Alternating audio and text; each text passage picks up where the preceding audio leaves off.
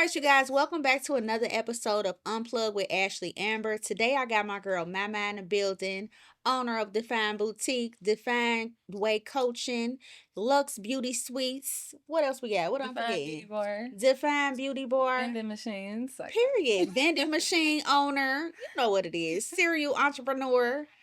I'm excited to have you here, friend. I'm excited to be here. So I'm super excited, and I want to start things off with an icebreaker. So, as since you've been an entrepreneur, what's been the craziest rumor you heard about yourself? Probably that a man built what I got. Oh, child.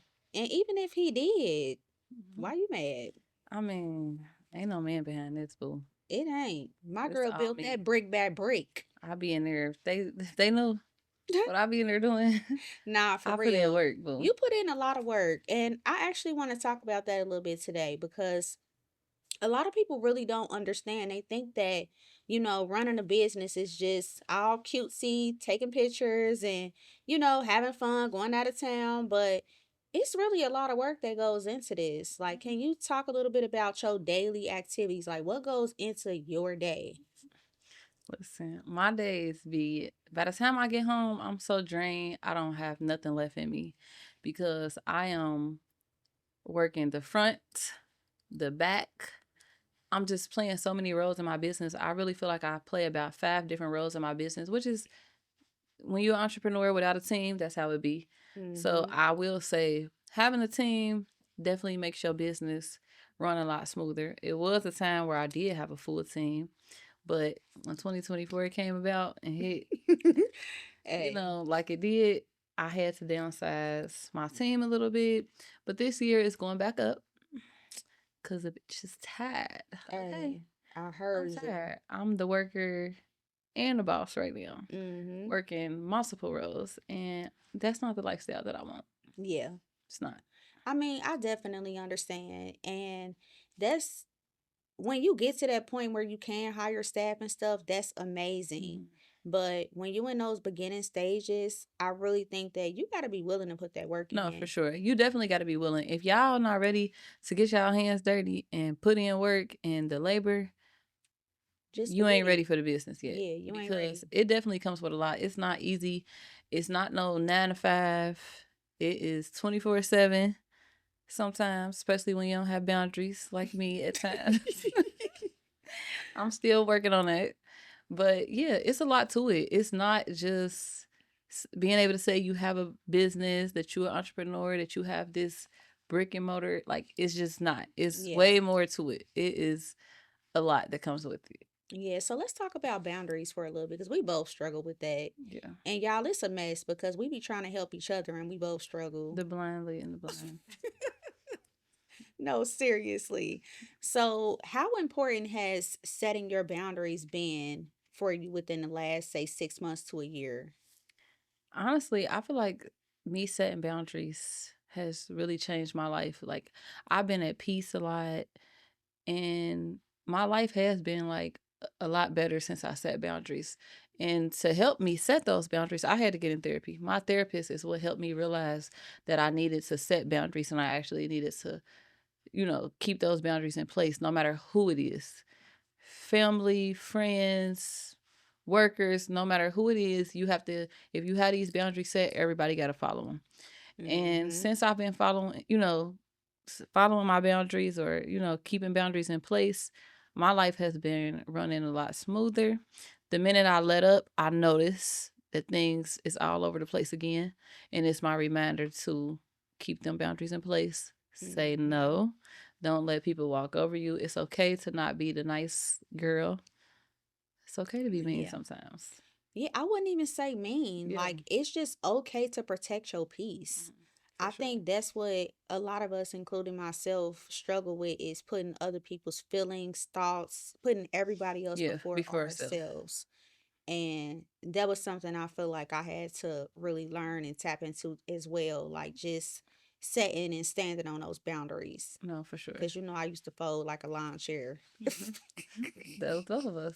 That was both of us. And So, I seen a meme earlier that said I really got to work on boundaries because if if I'm giving my all to everybody else, what I'm gonna have left for myself. And Mm-hmm. I really felt that because Yeah. sometimes I feel like I It's done not gave all I nothing can left. give. I don't have nothing left for me or my kid, and that's where the problem comes in. At That right there, I don't have enough left for my kid. yeah, Like, you know how hard that is, how difficult that is to be done poured into and gave so much to everybody else around you for 8 hours after the day.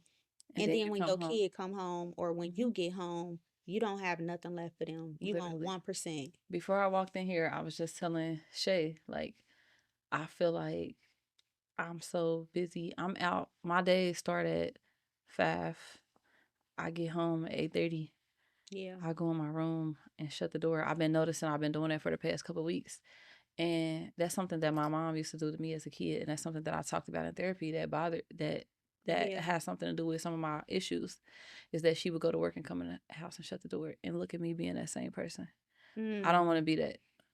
Man, you just I'm said not gonna be something. that.